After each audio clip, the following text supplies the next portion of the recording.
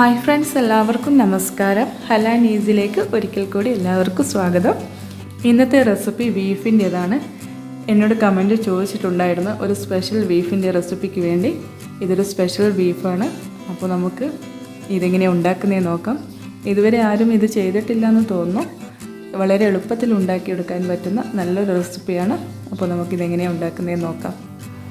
ആദ്യം തന്നെ കഴുകി വൃത്തിയാക്കിയ ബീഫാണിത്. ഇത് എല്ലോട് കൂടിയിട്ട് തന്നെയാണ് എടുത്തിട്ടുള്ളത്. 600 ഗ്രാം ഉണ്ട് കേട്ടോ. ഇതിലേക്ക് വേണ്ട മസാലകളാണ് ഇനി തയ്യാറാക്കാനുള്ളത്.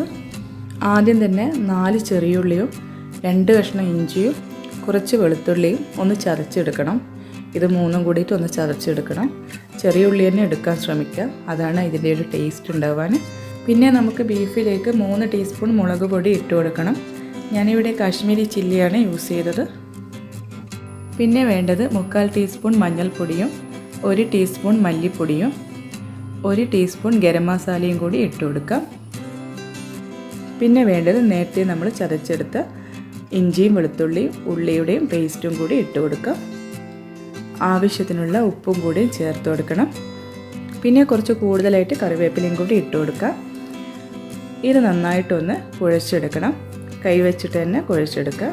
വെള്ളമൊന്നും ഒഴിക്കേണ്ട ആവശ്യമില്ല. ഇതിവിടെ നന്നായിട്ട് കുഴച്ചെടുത്തിട്ടുണ്ട്. ഇനി നമുക്ക് നേരെ ഇത് കുക്കറിലേക്ക് ഇട്ട് കൊടുക്കാം. റെസ്റ്റ് ചെയ്യാൻ വെക്കുന്നൊന്നുമില്ല. ഇനി നമുക്കിതൊരു 5 വിസിൽ വരുന്നവരെ വെയിറ്റ് ചെയ്യണം. ഇത് കൂടുതൽ വെന്ത് പോകരുത്, ഉടഞ്ഞു പോകരുത്. ഒരു 3/4 വേവിന് എടുക്കണം. പിന്നെയും ഫ്രൈ ചെയ്യാനുള്ളതാണ്. ബീഫ് വെന്ത് വരുന്ന സമയം കൊണ്ട് ഇതിൻ്റെ സ്പെഷ്യലായിട്ടുള്ള ആ ചട്നി ഒന്ന് നമുക്ക് തയ്യാറാക്കിയെടുക്കാം. അതിനുവേണ്ടി ആദ്യം തന്നെ നമുക്ക് എന്തൊക്കെയാണ് വേണ്ടതെന്ന് നോക്കാം. ഇതിപ്പോൾ 1 കപ്പ് തേങ്ങ എടുത്തിട്ടുണ്ട്. തേങ്ങ ചിരവിയതാണ്. 1 തേങ്ങയുടെ പകുതിയാണ് ഞാൻ എടുത്തിട്ടുള്ളത്. പിന്നെ വേണ്ടത് നമുക്ക് ഒരു ബീട്രൂട്ടാണ്. അത് ചെറിയ കഷ്ണങ്ങളാക്കിയിട്ട് മുറിച്ചെടുക്കണം.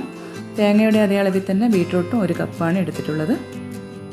ഇനി ഇതിലേക്ക് 10 വറ്റൻമുളകും കുറച്ച് ചെറിയുള്ളി പിന്നെ 1 വെളുത്തുള്ളി 2 കഷ്ണം ഇഞ്ചിയും കൂടി എടുത്ത് വെക്കണം. ഇനി നമുക്ക് ഇതെങ്ങനെയാണ് ഉണ്ടാക്കുന്നതെന്ന് നോക്കാം.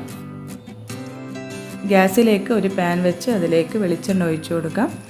ഇതൊന്ന് ചൂടായി വന്നിട്ടുണ്ട്. ഇനി നമുക്ക് മുളക് ഇട്ട് കൊടുക്കാം. ഞാനിവിടെ 10 വറ്റൻ മുളകാണ് എടുത്തിട്ടുള്ളത്. ഇതൊന്ന് വഴറ്റിയെടുക്കണം. കൂടുതൽ കരിഞ്ഞു പോകരുത്, ഒന്ന് വഴറ്റിയെടുത്താൽ മതി. ഇത് നമുക്ക് ഒരു പ്ലേറ്റിലേക്ക് മാറ്റി വെക്കാം. അതേ എണ്ണയിൽ തന്നെ നേരത്തെ നമ്മൾ അരിഞ്ഞു വെച്ച ബീട്രൂട്ടും കൂടി ഇട്ട് കൊടുക്കാം. ബീട്രൂട്ട് ഒന്ന് മൂടി വെച്ച് ജസ്റ്റ് ഒന്ന് വേവിച്ചെടുക്കണം. കൂടുതൽ സമയം വേവിച്ചെടുക്കുകയൊന്നും ചെയ്യണ്ട. ഒരു 5 മിനിറ്റ് മൂടി വെച്ച് നമുക്കൊന്ന് വേവിച്ചെടുക്കാം. ഇതിപ്പം വെന്ത് കിട്ടിയിട്ടുണ്ട്. ഇനി നമുക്ക് ഇതും ഒരു പ്ലേറ്റിലേക്ക് മാറ്റി വെക്കാം. ഇനി ഒരു മിക്സിയുടെ ജാർ എടുത്ത് അതിലേക്ക് നേരത്തെ നമ്മൾ വഴറ്റിയെടുത്ത മുളക് ഇട്ട് കൊടുക്കണം. പിന്നെ ചേർക്കാനുള്ളത് ബീട്രൂട്ട്, അതും ഇട്ട് കൊടുക്കാം. പിന്നെ 1 കപ്പ് തേങ്ങയും കൂടി ഇട്ട് കൊടുക്കണം. പിന്നെ കുറച്ച് വെളുത്തുള്ളിയും ചെറിയ ഉള്ളി ഒരു 6-7 ചെറിയ ഉള്ളിയും കൂടി ഇട്ട് കൊടുക്കണം. ഒരു 2 കഷ്ണം ഇഞ്ചിയും കൂടി ഇട്ട് കൊടുക്കാം.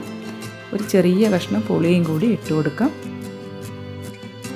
ആവശ്യത്തിനുള്ള ഉപ്പും കൂടി ചേർത്ത് കൊടുക്കണം. ഇതെല്ലാം കൂടി മിക്സിയിലിട്ട് അടിച്ചെടുത്തതാണ്. ഇതുപോലെയാണ് അടിച്ചെടുക്കേണ്ടത്.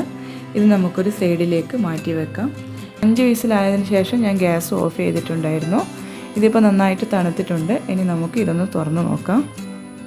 ചെയ്യാനുള്ളത് ഒരു പാൻ വെച്ച് അതിലേക്ക് വെളിച്ചെണ്ണ ഒഴിച്ചു കൊടുക്കണം. വെളിച്ചെണ്ണ തന്നെ എടുക്കണം. വെളിച്ചെണ്ണയാണ് ഇതിൻ്റെ ഒരു ടേസ്റ്റ്.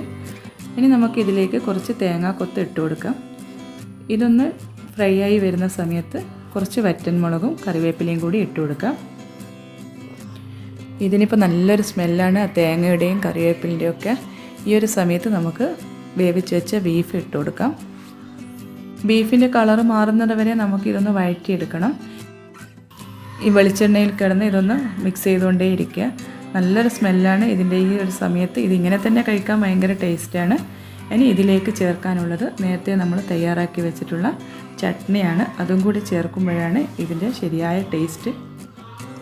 എനിക്ക് ഈ ഒരു ചട്നിയുടെ റെസിപ്പി പറഞ്ഞു തന്നത് എൻ്റെ ഹസ്ബൻഡിൻ്റെ സിസ്റ്ററാണ്. അവരാണ് എനിക്ക് ഈ ചട്നിയുടെ റെസിപ്പി പറഞ്ഞു തന്നത്. അപ്പോൾ ചട്നി വെച്ചിട്ട് ഞാൻ ആദ്യം ചിക്കനിൽ ചെയ്ത് നോക്കിയിട്ടുണ്ടായിരുന്നു. പക്ഷേ ബീഫിലാണ് ഏറ്റവും ടേസ്റ്റ്. ബീഫ് ഇപ്പോൾ കളറൊക്കെ മാറി ഡ്രൈ ആയി വന്നിട്ടുണ്ട്. ഇനി നമുക്ക് നേരത്തെ നമ്മൾ അരച്ച് വെച്ച ചട്നി ചേർത്ത് കൊടുക്കാം. ഇത് ചേർത്തതിന് ശേഷം നന്നായിട്ടൊന്ന് മിക്സ് ചെയ്തെടുക്കണം. കംപ്ലീറ്റ് ബീഫിലൊന്ന് പിടിക്കുന്നത് വരെ മിക്സ് ചെയ്തെടുക്കണം. പിന്നെ ഇത് ഒരു 10 മിനിറ്റ് ലോ ഫ്ലെയിമിൽ അടച്ചു വെക്കണം.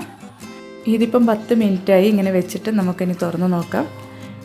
ഇതിപ്പം ഡ്രൈ ആയിട്ടുണ്ട്. നല്ലൊരു ടേസ്റ്റാണ് ഇത് കഴിക്കാനായിട്ട്. ഇങ്ങനെ ഈ 10 മിനിറ്റ് വെക്കുന്നത് ബീഫിൽ ഈ ചട്നി ഒന്ന് പിടിക്കാൻ വേണ്ടിയിട്ടാണ്. ഇതെല്ലാവരും ഉണ്ടാക്കി നോക്കണം. ഒരു സ്പെഷ്യലായിട്ടുള്ളൊരു റെസിപ്പിയാണ്. ബീഫിൻ്റെ കൂടെ ഈ ചട്നീൻ്റെ ടേസ്റ്റ് ഒരു പറഞ്ഞറിയിക്കാൻ പറ്റില്ല, അത്രയും ടേസ്റ്റ് ഉണ്ട്. അപ്പോൾ നിങ്ങൾ എന്തായാലും ഇത് ഉണ്ടാക്കി നോക്കണം. അപ്പോൾ എൻ്റെ വീഡിയോ ഇഷ്ടപ്പെട്ടിട്ടുണ്ടെങ്കിൽ ലൈക്ക് ചെയ്യണം, ഷെയർ ചെയ്യണം. ഇതുവരെ സബ്സ്ക്രൈബ് ചെയ്തിട്ടില്ലെങ്കിൽ ഒന്ന് സബ്സ്ക്രൈബ് ചെയ്യണേ. ഇനി നല്ലൊരു വീഡിയോ ആയിട്ട് കാണാം.